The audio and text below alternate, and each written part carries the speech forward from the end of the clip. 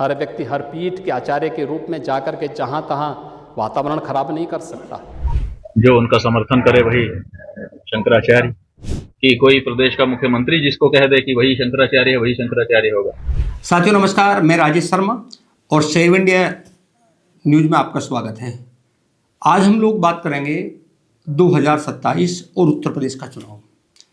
एक शायर की दो पंक्तियां हैं कि रिश्तों की डोर को यूं मत तोड़ो जनाब, रिश्तों की डोर को यूं मत तोड़ो जनाब, गुस्से की आग में सब कुछ जल जाएगा।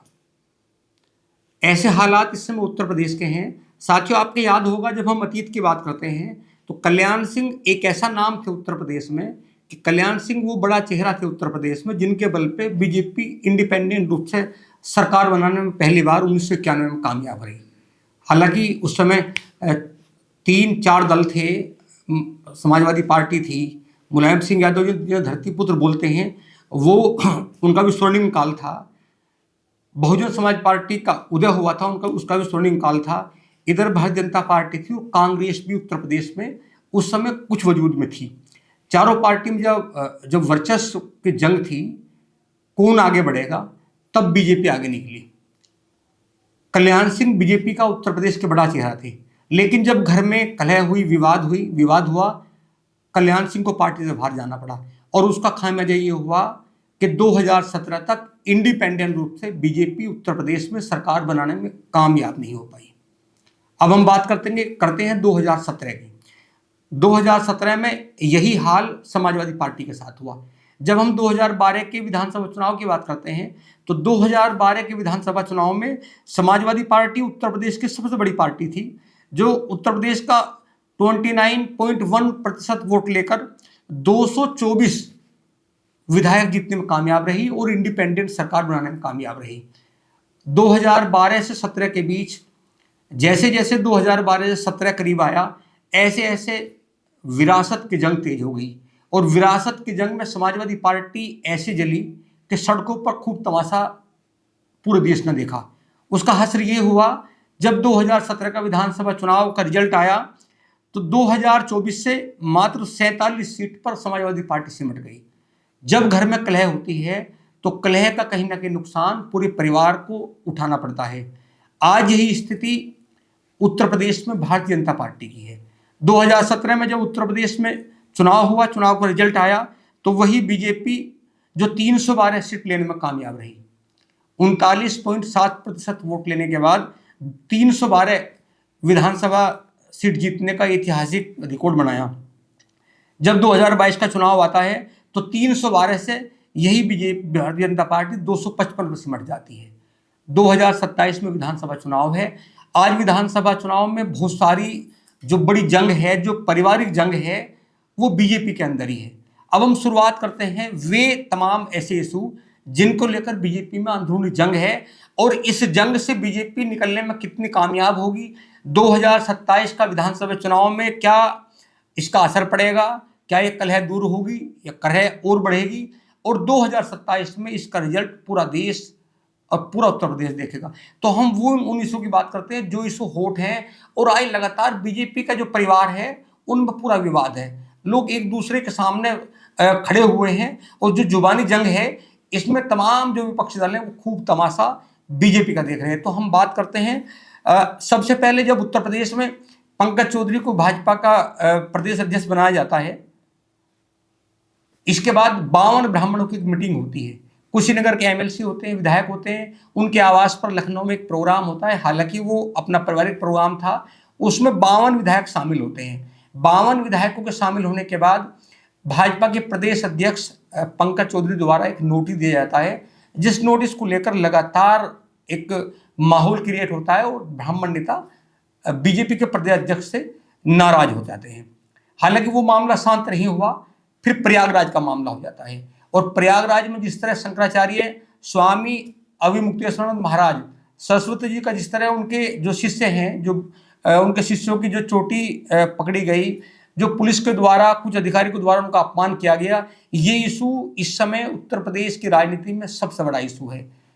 ये इशू सामान्य इशू नहीं है, दो संतों के बीच द्वंद्व है और दोनों संतों के बीच जो द्वंद्व है, जो वाक युद्ध है, वो लगातार रुकने का नाम नहीं ले रहा। बीजेपी के तमाम जो लीडरशिप है वो तमाशा देख रही है और दोनों की जंग लगातार चली हुई है। कभी कालनेमिक शब्द दिया जा रहा है, कभी ये कहा जा रहा है कि शंकराचार्य फर्जी है। तमाम तरह तरह के दोनों ओर से पूरे वाक युद्ध चल रहा है, वार हो रहा है। अब देखना यह है कि अगर दोनों संतों का मामला शांत नहीं हुआ तो क्या 2027 में इसके परिणाम सकारात्मक आएंगे या नकारात्मक आएंगे, ये देखने वाला मामला है। क्योंकि संतों की लड़ाई के साथ में दो जो बड़ी बीजेपी का जो कैडर वोट है उनके बीच में भी कहीं ना कहीं घमासान है और ये इस समय बड़ा इशू बना हुआ है। जब हम तीसरे इशू की बात करते हैं तो तीसरा इशू उत्तर प्रदेश में जो लोधे राजपूत होते हैं, दूसरे कुर्मी पटेल होते हैं, बड़ी जातियां हैं उत्तर प्रदेश में और दोनों बीजेपी के कैडर वोट हैं। अभी 2 सप्ताह पहले महोबा में उत्तर प्रदेश के जल शक्ति मंत्री भाजपा के पूर्व प्रदेश अध्यक्ष स्वतंत्र देव सिंह महोबा जाते हैं और वहां महोबा जिले के एक विधानसभा के विधायक ब्रजभूषण सिंह राजपूत उनका रास्ता रोकते हैं 100 ग्राम प्रधानों के साथ। विवाद था कि जो पानी की टंकी जो गांव में लगी है वहां कहीं ना कहीं घोटाला है, घोटाले के आरोप लगे। उनका मानना था कि जो टंकी बिछाई गई सड़कें तोड़कर, सड़कों का निर्माण नहीं किया गया, तमाम सड़कें टूटी हुई है और ये इशू अब बड़ा इशू हो गया है। लगातार इसको लेकर लगातार चाहे आज भी चाहे ब्रजभूषण सिंह राजपूत हों चाहे मंत्री स्वतंत्र देव हो, लगातार दोनों के पीछे वाकयुद्ध है। अब इतने सारे इशू उत्तर प्रदेश की में सरकार में है, हम लोग आपको सुनवाएंगे कि कौन कौन से इशू हैं और किस बात को लेकर क्या क्या विवाद है। सबसे बड़ा इशू उत्तर प्रदेश की राजनीति में 2 बड़े संतों के बीच है। एक संत उत्तर प्रदेश के मुख्यमंत्री योगी आदित्यनाथ, दूसरे संत शंकराचार्य श्री अविमुक्तेश्वरानंद सरस्वती जी महाराज। दोनों के बीच ये वाकयुद्ध चल रहा है। क्या कहते हैं हम आपको सुनवाएंगे। इससे पहले अखिलेश यादव समाजवादी पार्टी के मुखिया और उत्तर प्रदेश के पूर्व मुख्यमंत्री, हम उनका वो जिस तरह ट्वीट कर रहे हैं वो पूरा मजा लेते हैं। वो कहते हैं इस समय की जो डबल इंजन की सरकार है उत्तर प्रदेश में, डबल इंजन की ट्रेन है उसके डिब्बे आपस में रगड़ रहे हैं, आपस में उलझ रहे हैं, आपस में टकरा रहे हैं और जब डिब्बे टकराते हैं तो कहीं ना कहीं ट्रेन पलटने की संभावना रहती है। तो क्या बोलते हैं योगी आदित्यनाथ जी, सुनिए। हर व्यक्ति हर पीठ के आचार्य के रूप में जाकर के जहाँ तहाँ वातावरण खराब नहीं कर सकता। उन मर्यादाओं का पालन सबको करना होगा। और अगर वो शंकराचार्य थे तो क्यों आप लोगों ने लाठीचार्ज किया था वाराणसी में, क्यों FIR लॉन्च किया था? आप नैतिकता की बात करते हैं।